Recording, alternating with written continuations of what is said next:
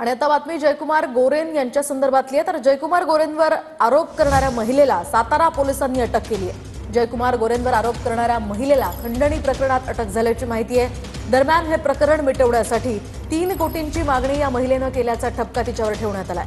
तर 1 कोटींची खंडणी स्वीकारताना या महिलेला अटक झाली आहे। सातारा पोलिसांनी या संदर्भातली माहिती दिली आहे।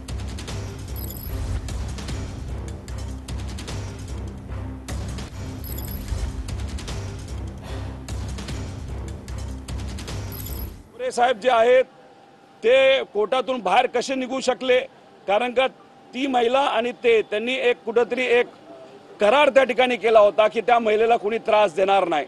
मग तो करार त्यावेळेस करण्याची कारण काय? हायकोर्टमध्ये ज्या जज महिला होत्या त्यांनी त्या बाबतीत ताशेरे काय ओढले, या सगळ्या गोष्टींचा अभ्यास केला पाहिजे। पण या गोष्टी जी आज तुम्ही मला या ठिकाणी सांगितली याचा खऱ्या अर्थाने अभ्यास करावा लागेल। हे माझ्यापर्यंत आलेलं नाही। नक्कीच मी माझ्या सोर्सच्या माध्यमातून या सगळ्या गोष्टी आम्ही समजून घेऊ। 3 कोटी हा आकडा खूप मोठा आहे आणि 1 कोटी आकडा सुद्धा तिथं मोठा आहे। पण मग 1 कोटी रुपये दिले कशाला? मग त्या त्याच्या महिलेकडे काय होतं असं की त्यासाठी तुम्हाला पैसा द्यावा लागला? ते सुद्धा 1 कोटी रुपये आले कुठून, असाही प्रश्न त्या ठिकाणी होतो। तुम्ही जर धुतल्या तांदळासारखा एकदम स्वच्छ आहात, तर अशा प्रकारे जर कुणी त्या ठिकाणी पैसे मागत असेल, काहीच पुरावा नसेल, तर दुर्लक्ष करून जे काय योग्य पद्धत आहे, अधिवेशन असू द्या नाही तर पोलीस प्रशासन, या पद्धतीने जे काय करता आलं असतं ते तुम्हाला करता आलं असतं।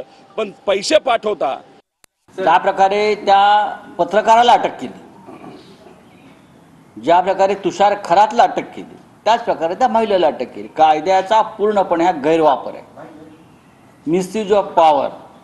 पोलीस महाराष्ट्र हे देवेंद्र फडणवीस यांच्या नेतृत्वाखाली पोलीस स्टेट बनलेलं आहे। पोलीस काही करतात आणि पोलिसांना कोणते आदेश दिले जातात।